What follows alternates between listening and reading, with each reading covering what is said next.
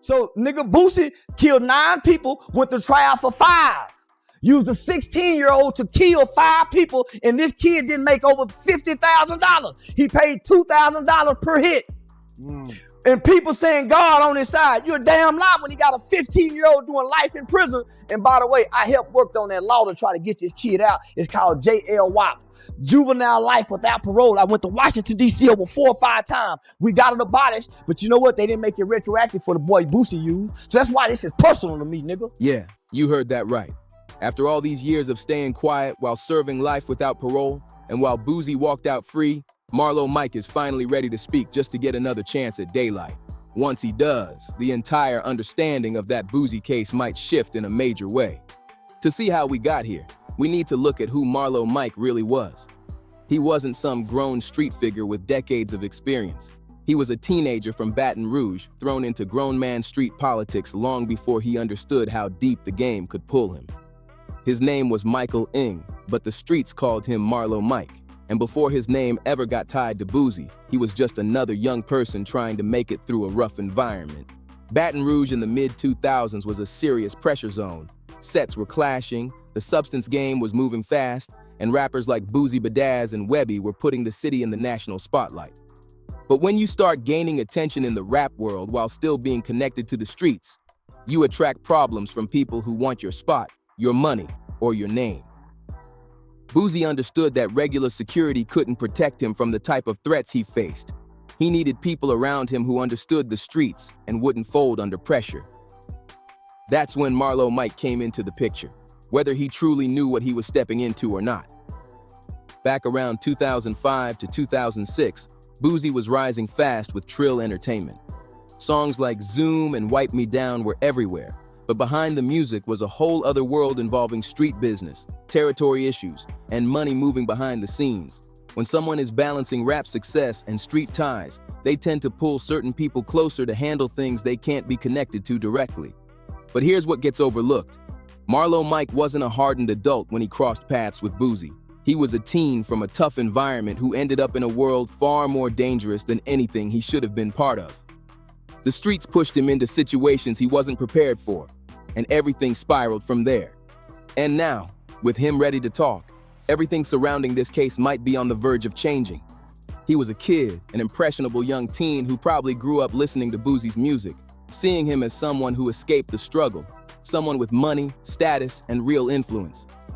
And when a person like that puts an arm around you and pulls you into their world, most young minds start thinking they have to follow every instruction, prove their worth, and show they belong in that circle.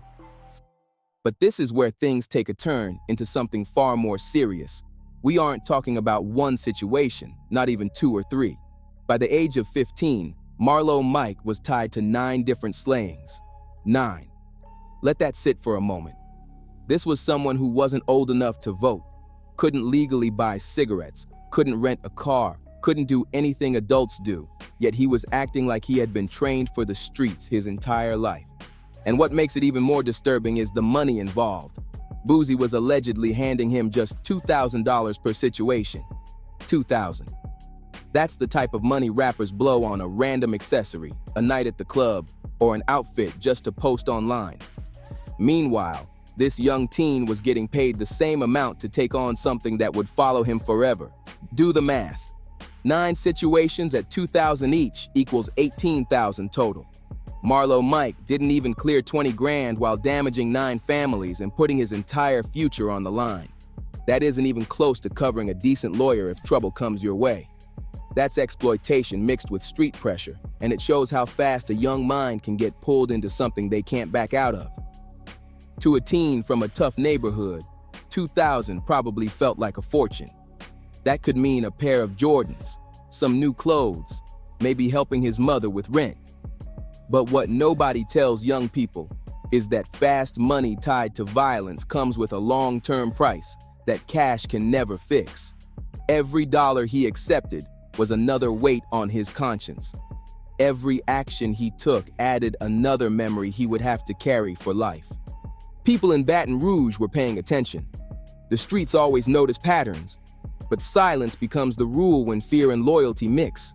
The code says you don't speak, you don't point fingers.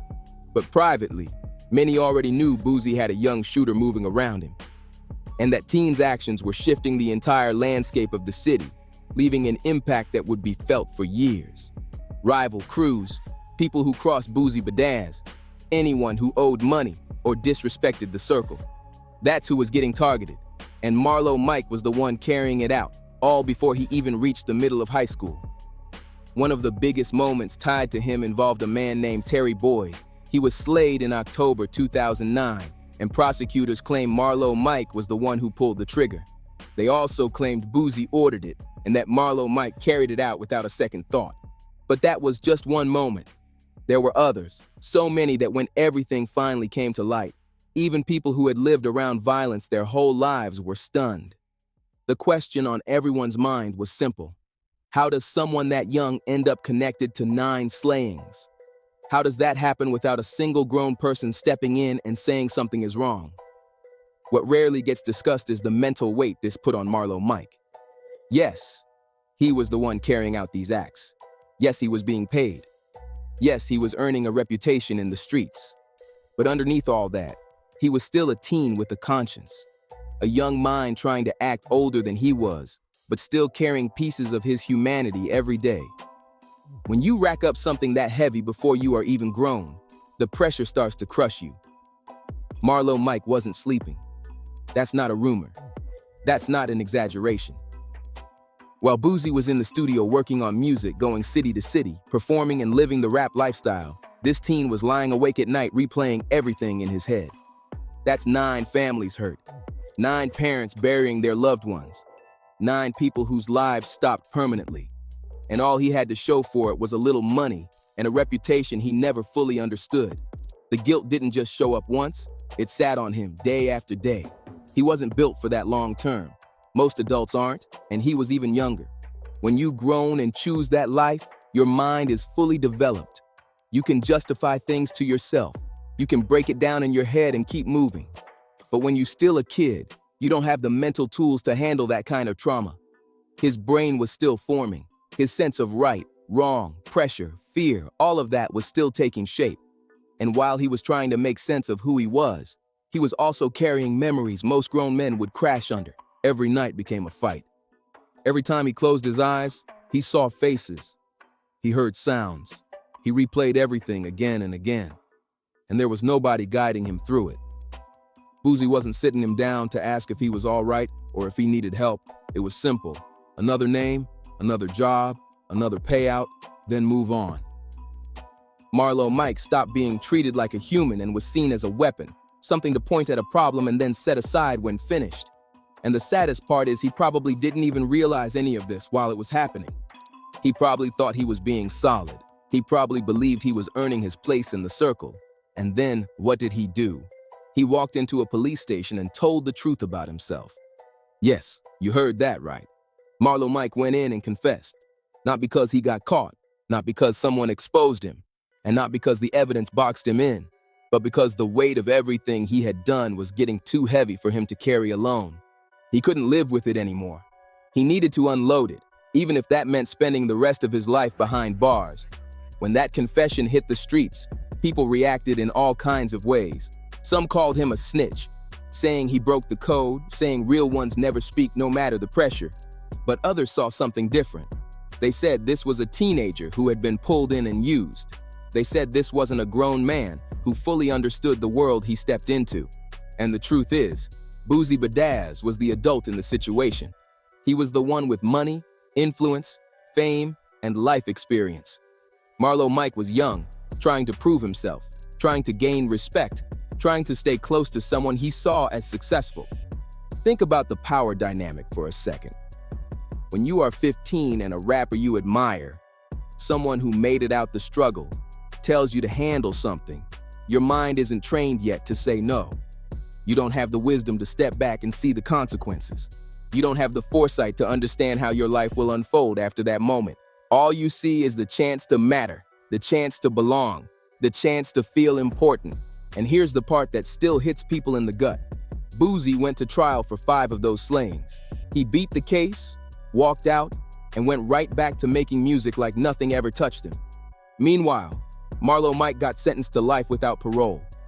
A teenager. Someone is still developing. The system slammed the door on him and said he would never see freedom again. No second chances, no rehabilitation, no path to parole, just a cell and decades of replaying the past. The trial turned into a whole spectacle. Prosecutors laid out their version of events, painting Boosie as someone who allegedly ran a criminal operation from behind the scenes, ordering hits and using Marlo Mike as the one to carry them out. It became a story bigger than both of them, and the fallout landed hardest on the youngest person involved. They had jailhouse recordings, witnesses, and evidence lined up. But Boosie Badazz had a strong legal team that knew how to create enough doubt for the jury. Once the jury decided they couldn't convict him beyond a reasonable doubt, he walked free. But Marlo Mike didn't have anything close to that level of defense. He had already confessed on his own. He had already explained every detail. And even though he was still a juvenile, even though his mind wasn't fully developed, even though any expert could see he had been influenced and pressured, the courts didn't give him any type of mercy. They sentenced him to life without parole and sent him to Louisiana State Penitentiary, one of the harshest prisons in the country. Angola is known for being built on an old plantation, and the inmates still work the fields like it's centuries ago. It is violent, unforgiving, and designed for people the state never intends to release. And that is where they placed a 16-year-old, because by the time the court officially handed down the sentence, he had just reached that age. A teen was sent to spend the rest of his life in one of the hardest prisons in America. Meanwhile, Boosie sleeps easily because he didn't personally pull any triggers. He can get on social media, host parties, drop music, sit down for interviews, make money, and move like nothing ever touched him. But Marlo Mike doesn't have that luxury. He has to carry the memory of 9 lives lost, and he has to face that reality every day he wakes up behind a wall. That is the difference between the person giving orders and the person following them. That is the difference between someone in power and someone being used. But the story doesn't end there. Charleston White stepped into the conversation. And if you know Charleston, you know he speaks loudly on situations like this. He has been pushing hard to get Marlo Mike's sentence reevaluated, calling out Boosie repeatedly and putting pressure on the system. Charleston has been fighting against JLWOP, juvenile life without parole, a practice where courts give teens the same permanent sentences they give adults. The argument behind this movement is simple. Kids don't think the same way adults do. Their decision-making and impulse control aren't fully shaped yet. Science shows the part of the brain that handles judgment and long-term thinking doesn't fully develop until around age 25. So how can a 15-year-old receive the same lifelong punishment as someone in their 40s? Charleston has taken trips to Washington, D.C. multiple times, 4 or 5 visits, pushing lawmakers to rethink how young offenders are sentenced. He has been trying to create a path where teens like Marlo Mike aren't written off forever, but are given a chance to rehabilitate and eventually come home. He started teaming up with different organizations, sitting with lawmakers, sharing Marlo Mike's story and the stories of other teens caught in similar situations, and they actually made progress. Some states removed juvenile life without parole completely, and the Supreme Court ruled that giving mandatory life without parole to minors was unconstitutional. But here's the part that cuts deep. The ruling wasn't retroactive, meaning it didn't help the ones already serving those sentences, including Marlo Mike. So even though the law changed, it didn't reach the kids who had already been locked away. New cases might get a second chance, but Marlo Mike and thousands of others remain stuck in the same place. That is why Charleston White is so fired up about this. He feels like Boosie Badazz walked away clean while the young person who carried out the actions is sitting in a cell with no hope of seeing freedom. Charleston hasn't been quiet either. He has called Boosie out again and again, saying Boosie influenced more teens in negative ways than almost anyone in America. He has said Boosie should have faced the maximum sentence because he was the one in control, the one creating the structure that put teens in harm's way. He even said he wants to get Boosie in a boxing ring just to settle what he believes is owed for what happened to Marlo Mike and other young people who looked up to him. Charleston said something that stayed with a lot of people. He said, Boosie sleeps well because he never pulled the trigger. But the teen cannot sleep because he was 15 with 9 slayings tied to him. Charleston said the reason Marlo Mike walked into the police station was because he could not sleep anymore. While Boosie was throwing a pool party, this teen was carrying the weight of 9 lives at an age where he should have been thinking about school, friends, or a future. Charleston said the teen had to speak because keeping that inside was tearing him apart. That is the reality Charleston keeps pointing to. He is highlighting the difference between living free and living with permanent guilt. He is asking how someone can celebrate life publicly, while the teen who followed their direction sits in a cell dealing with memories that will never go away. He questions how someone can rap about loyalty and codes while leaving the youngest person involved to face everything alone. Now, some people will still argue that Marlo Mike made his own choices. They say he took actions on his own. They say he could have said no. And there is some truth there. He did make decisions that changed lives forever. But it is also true that he was 15. His ability to think long-term wasn't fully shaped. The judgment of a teen is not the judgment of a grown man. And Boosie had influence, resources, and status. When you are young and someone you admire, someone with money and fame, tells you to move a certain way, that can feel like the only path. Especially when you don't have a strong father figure or guidance to tell you to slow down and step away. That is the part many people forget when they judge this entire situation. No guidance and no real options. This is the kind of story that shows how the streets actually work. It is rarely the ones doing the shooting who walk away untouched. It is usually the people who never get their hands dirty, the ones with enough money to hire sharp lawyers and keep their names clean. Meanwhile, the young ones who carry out the orders end up lost, either gone too soon or locked away for life. And this situation isn't just about Boosie Badazz and Marlo Mike. This is a pattern that repeats across hip-hop and street culture. Older men using younger ones to do the risky work. Rappers with status influencing teens to handle things they should never be involved in. A whole system that profits from seeing black and brown teens cycle through courts and prisons. Marlo Mike's story is one example out of thousands. Think about the number of teens right now who look up to rappers promoting violence. Think about the kids absorbing music-centered and thinking that is the path to respect. Think about the 14 to 16-year-olds ready to throw their futures away for someone who doesn't truly value them. The culture has people tearing each other down while others sit back and profit. The music industry benefits the most. They love the stories, the danger, the image of someone living a street life because it sells records. But they are not there for the young ones who get hurt because of it. They take none of the responsibility for the influence they spread. For them, it is entertainment. For the people living in these neighborhoods, it becomes real life. Marlo Mike's story should serve as a warning for every young person trying to prove themselves. Do not let anyone, no matter how famous they are or how much money they have, turn you into their weapon. Because at the end of the day, you are the one who has to deal with the consequences. You are the one who has to sit with the memories. You are the one who might end up behind bars while the person you followed keeps living comfortably. And as for Boosie, if he ever hears this, a lot of people, including Charleston White, feel like he owes that young man something. Whether it means supporting a push for his release, speaking honestly about how everything unfolded, or using his platform to help change laws so other teens do not end up in the same position. Because right now, the picture looks bad. It looks like a kid was used, left behind, and forgotten while the adult walked away. And maybe this still isn't the full story. Maybe there are details none of us know yet. But in the court of public opinion, perception becomes reality. And at the very least, someone with Boosie's influence could speak up about juvenile justice reform. He could use his platform to talk about how the system targets young people, how our culture leans into violence instead of protecting the youth who look up to these artists. Showing accountability is not weakness. Showing growth is not weakness. And if someone claims to stand on the principles they rap about, then caring for the young soldiers who fell behind them should matter. Because this story is bigger than Boosie Badazz and Marlo Mike. It is about a culture that glamorizes violence, then acts shocked when teens get pulled into situations that end in passing or prison. We need to move differently. We need to protect our youth. We need to stop letting artists and street figures turn young boys into pieces on a board they control. We have to start talking honestly about the music we support and the messages we send to the next generation.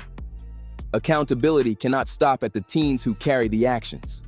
It must include the adults who guide them, influence them, and sometimes push them toward choices that reshape their entire lives. We also need a justice system that gives young people a chance to grow, evolve, and learn from their mistakes instead of throwing them away forever. Marlo Mike is sitting in Louisiana State Penitentiary right now, probably wishing he could rewind time. He probably thinks about those moments every day, wishing he had someone who told him no, someone who stepped in and gave him a different path. But the past is locked in. All he can do now is hope that someone with enough power and heart will fight for him. And right now, Charleston White is the only one pushing consistently for that change. The question is whether it will be enough. Will Marlo Mike ever get the chance to come home? Or will he spend the rest of his life in a cell for choices he made before his mind was fully formed? That decision rests with the courts, the lawyers, the activists, and maybe, if his conscience ever speaks loud enough, Boosie himself. So what do you think? Should Marlo Mike get another chance? Should Boosie carry some responsibility for the part he played? Should our culture finally step up and protect the youth instead of letting them get exploited? Drop your thoughts in the comments, hit that like button, and make sure you subscribe. Share the video too, and I will see you on the next one.